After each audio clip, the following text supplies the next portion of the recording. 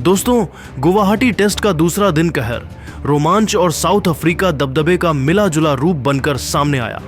सेन्यूरन मुथुसमी और Marco Jansen शानदार पारियों के दम पर साउथ अफ्रीका भारत को मुसीबत में डाल दिया। मेजबान टीम ने इतनी खतरनाक बल्लेबाजी की, भारतीय गेंदबाजी तहस नहस करके रख दिया और मेहमान टीम दूसरे दिन 489 रन बनाकर भारत को बैकफुट पर धकेल दिया। टीम इंडिया के खराब प्रदर्शन ने न सिर्फ फैंस को चिंतित किया, बल्कि भारतीय के दिग्गज खिलाड़ी धोनी से लेकर रोहित शर्मा, विराट कोहली, इरफान पठान तक सभी ने टीम इंडिया के इस खराब प्रदर्शन पर हैरानी जताते हुए चौंका देने हुए बयान दिए हैं। जी हां, बताएंगे पूरी खबर, तो वीडियो को अंत तक जरूर देखें और अगर आप टीम इंडिया के फैन हो तो वीडियो को लाइक जरूर करें। दोस्तों, दूसरे दिन गुवाहाटी के बारसापारा क्रिकेट स्टेडियम का माहौल बिल्कुल अलग था। मैदान की घास पर हल्की ओस थी, पिच की ऊपरी सतह थोड़ी सूख चुकी थी और सूरज निकलने के साथ ही खेल का रंग भी बदलने वाला था। दक्षिण अफ्रीका ने अपने पहले दिन के स्कोर 247 पर 6 से आगे खेलना शुरू किया, लेकिन भारत को विश्वास था कि नई गेंद के साथ जसप्रीत बुमराह और मोहम्मद सिराज मिलकर शुरुआती झटके दे देंगे। लेकिन जिस तरह पहला सत्र खेला गया, उसने कहानी को एक नए मोड़ पर पहुंचा दिया। साउथ अफ्रीका की उम्मीदें सेन्यूरन मुथुसामी पर टिकी थीं, जो 25 रन बनाकर क्रीज पर मौजूद थे। उनके साथ विकेटकीपर कायल वेरेन नई सुबह का सामना करने आए।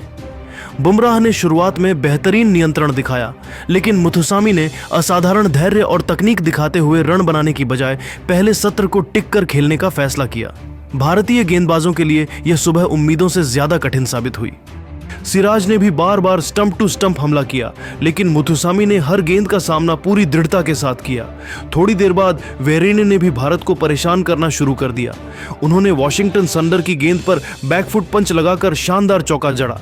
जडेजा जब गेंदबाजी करने आए तो वेरेने ने उनकी गेंदों को बड़े धैर्य से खेला और धीरे धीरे अपनी पारी को आगे बढ़ाते रहे। साउथ अफ्रीका का स्कोर 300 के पार पहुंच चुका था और भारतीय टीम को विकेट की तलाश थी। लेकिन असली झटका भारत को तब लगा जब मार्को जॉनसन मैदान में आए। जॉनसन ने शुरुआत से ही अपने इरादे साफ कर दिए। वह सिर्फ टिकने नहीं, बल्कि रन बनाने के लिए आए थे।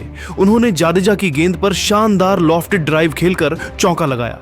इसके तुरंत बाद वॉशिंगटन सुंदर की गेंद पर लंबा छक्का जड़ दिया। भारतीय गेंदबाजों के चेहरे पर हैरानी साफ दिख रही थी। एक गेंदबाज बल्लेबाज की तरह खेल रहा था और छक्के चौके बरसा रहा था। दूसरी ओर मुथुसामी अपनी करियर पारी खेल रहे थे। उन्होंने 150 गेंदों के बाद शानदार कवर ड्राइव के साथ अपना शतक पूरा किया। गुवाहाटी का स्टेडियम खड़ा होकर इस अफ्रीकी बल्लेबाज का स्वागत कर रहा था, जिसने अपनी टीम को मुश्किल हालात से निकालकर एक मजबूत स्थिति में ला दिया। मुथुसामी का यह शतक साउथ अफ्रीका के लिए किसी जीवनदान से कम नहीं था। दबाव बढ़ता जा रहा था और भारत को ब्रेक थ्रू की सख्त जरूरत थी। आखिरकार सिराज ने वेरेनी को 45 पर आउट कर भारत को राहत दी। इसके बाद कुलदीप यादव ने एक बार फिर अपने जाल में जॉनसन को फंसाया। जॉनसन, जो 93 रन पर धमाल मचा रहे थे, कुलदीप की टर्न को पढ़ नहीं पाए और पंत को कैच देकर आउट हो गए। यह विकेट भारतीय खेमे के लिए राहत का बड़ा झोंका था, क्योंकि जॉनसन अगर देर तक टिकते तो स्कोर 550 के करीब पहुंच सकता था। इसके बाद भारतीय गेंदबाजों ने धमाकेदार वापसी की। हार्मर सिर्फ 5 रन बनाकर आउट हुए और आखिर में बुमराह ने अपनी ट्रेडमार्क यॉर्कर के साथ साउथ अफ्रीका की पारी का अंत कर दिया। पूरी साउथ अफ्रीका टीम 489 रन पर ढेर हो गई। साउथ अफ्रीका की शुरुआत 247 रन पर 6 विकेट से हुई थी, यानी उन्होंने दूसरे दिन 242 रन और जोड़ दिए, जिसमें सबसे बड़ा हिस्सा मुथुसमी के 109 और जॉनसन के 93 रन रहे। भारत के लिए बॉलर्स में बुमराह और सिराज ने 2-2 विकेट लिए, जबकि कुलदीप ने 4 विकेट झटके। भारतीय बल्लेबाजों की परीक्षा अब शुरू होने वाली थी। पारी की शुरुआत यशस्वी जायसवाल और केएल राहुल ने मिलकर की। गेंद नई थी, पिच में बाउंस भी था, लेकिन दोनों बल्लेबाजों ने शांत और समझदारी भरा शुरुआत किया। जायसवाल ने मल्दर की गेंद पर ऑफ साइड में सुंदर ड्राइव मारकर पहला चौका लगाया। वह शुरुआत में सतर्क दिख रहे थे, हर गेंद को ध्यान से देख रहे थे। राहुल ने अपनी क्लासिक टेक्निक का प्रदर्शन किया। वह स्ट्रेट बैट से खेल रहे थे, गेंद को देर से ले रहे थे और हर बाउंसर को झुककर छोड़ रहे थे।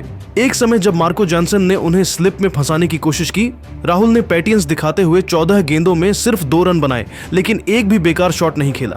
दूसरी ओर जायसवाल के बैट से टाइमिंग निकलनी शुरू हो गई थी। उन्होंने मल्डर की एक गेंद को मिड विकेट की ओर धकेलकर शानदार रन लिया। फिर अगले ओवर में जॉनसन की फुल लेंथ गेंद को कवर के ऊपर से उछालकर एक और आकर्षक चौका मारा। बल्लेबाजी में उनका आत्मविश्वास साफ दिखाई दे रहा था। दिन खत्म होने से पहले भारत का स्कोर बिना कोई विकेट खोए 9 रन था। जायसवाल 7 रन और केएल राहुल 2 रन बनाकर क्रीज पर डटे हुए थे। दूसरे दिन का खेल साउथ अफ्रीका के पक्ष 9 रन था। जायसवाल 7 रन और केएल राहुल 2 रन बनाकर क्रीज पर डटे हुए थे। दूसरे दिन का खेल साउथ अफ्रीका के पक्ष में शुरू हुआ था, लेकिन भारत ने उतनी ही मजबूती के साथ जवाबी हमला किया। अब तीसरा दिन भारत के बल्लेबाजों के नाम हो सकता है। अगर जायसवाल और राहुल बड़ी साझेदारी बना लेते हैं तो मैच पूरी तरह भारत की पकड़ में जाएगा। भारत के इस खराब प्रदर्शन के बाद टीम इंडिया के दिग्गज खिलाड़ियों ने भारत को लेकर क्या चौंकाने वाला बयान दिया, तो चलिए आपका ज्यादा समय ना लेते हुए आपको दिग्गजों के बयानों दिखाते हैं। भारत के चैंपियन खिलाड़ी रोहित शर्मा ने कहा, दूसरे दिन हमारा प्रदर्शन वैसा नहीं रहा जैसा हम टेस्ट क्रिकेट में दिखाना चाहते हैं। साउथ अफ्रीका को 247 रन पर 6 विकेट से 489 तक जाने देना हमारी सबसे बड़ी गलती थी। मुझे लगता है कि हमारी फील्डिंग और कैचिंग में वह धार दिखाई नहीं दी जो बड़े मैचों में चाहिए होती है। कई जगहों पर गलत फील्ड प्लेसमेंट और मिसमैच्ड रोटेशन की वजह से हम दबाव बनाने का मौका खोते रहे। सबसे बड़ी दिक्कत यह रही कि हम बॉलिंग रोटेशन सही तरीके से इस्तेमाल नहीं कर पाए।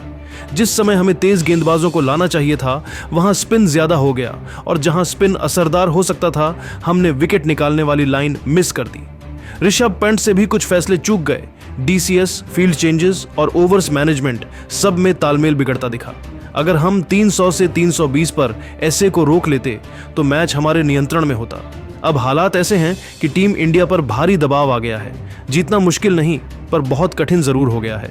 तीसरे दिन बल्लेबाजों को कम से कम गलती की गुंजाइश छोड़नी होगी। टीम में क्षमता है, बस हमें अपने प्लान पर दृढ़ता से टिके रहना होगा। रन मशीन विराट कोहली ने कहा। दूसरे दिन का खेल देखकर साफ लगा कि हम मानसिक रूप से तैयार नहीं थे। साउथ अफ्रीका को 240 से सीधे 490 तक जाने देना टेस्ट क्रिकेट में बड़ा झटका होता है। मैंने देखा कि गेंदबाजों के बीच उस आक्रामकता और प्लानिंग की कमी थी जिसकी जरूरत होती है। हम लगातार एक ही लाइन डालते रहे और मुथुसामी जॉनसन ने इसका पूरा फायदा उठाया। फील्डिंग भी वैसी नहीं थी जैसी भारत की पहचान है। कुछ आसान मौके हाथ से निकल गए, कुछ गलत पोजीशनिंग की वजह से चौके मिलते रहे। पैंट से भी कप्तानी में कुछ गलतियां हुई, खासकर बॉलिंग चेंजेस में।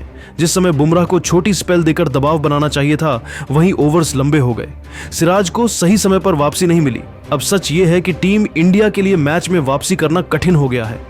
दक्षिण अफ्रीका ने जितने रन बना लिए हैं उसके बाद बल्लेबाजों को बेहद धैर्य से खेलना होगा। लेकिन मैं अभी भी मानता हूं कि ये टीम वापसी करना जानती है। अगर इरादा और जज्बा दिखा दिया तो मैच पलट भी सकता है। पर हाँ, दूसरे दिन हमारे प्रदर्शन ने हालात मुश्किल जरूर कर दिए हैं। टीम इंडिया के पूर्व कप्तान MS धोनी ने कहा, मुझे लगता है कि दूसरे दिन हम रणनीति में काफी पीछे रह गए। टेस्ट क्रिकेट मोमेंटम का खेल है और साउथ अफ्रीका ने सुबह से ही मोमेंटम पकड़ लिया था। हमारी फील्डिंग आज बिल्कुल वैसी नहीं लगी जैसी होनी चाहिए थी। टेस्ट में जब आप 6 विकेट ले चुके होते हैं तो तीसरे सेशन से पहले पारी खत्म करना ही लक्ष्य होता है, लेकिन हमने उन्हें खुलकर खेलने दिया। ऋषभ पंत की कप्तानी में कुछ फैसले गलत हुए, चाहे फील्ड प्लेसमेंट्स हों या बॉलर रोटेशन। जॉनसन और मुथुसामी दोनों लेफ्ट हैंडर थे, पर हमने जडेजा से लंबा स्पेल की बजाय गेंदबाजी में बदलाव देर से किया। ऐसे मौकों पर तेज गेंदबाजों के छोटे छोटे स्पेल अधिक असरदार होते हैं। अब मुकाबला थोड़ा मुश्किल जरूर हो गया है, लेकिन नामुमकिन नहीं। भारत की बल्लेबाजी लंबी है और हम बड़े स्कोर कर सकते हैं, लेकिन हकीकत यह है कि दूसरे दिन हमने मैच को साउथ अफ्रीका की ओर झुका दिया। अब हमें धैर्य, प्लानिंग और सही फैसले लेने होंगे। जितना कम दबाव लेंगे उतना अच्छा प्रदर्शन होगा। पूर्व भारतीय तेज गेंदबाज इरफान पठान ने कहा, दूसरे दिन भारत का प्रदर्शन देखा तो साफ लगा कि टीम कहीं न कहीं अपने प्लान से भटक गई थी।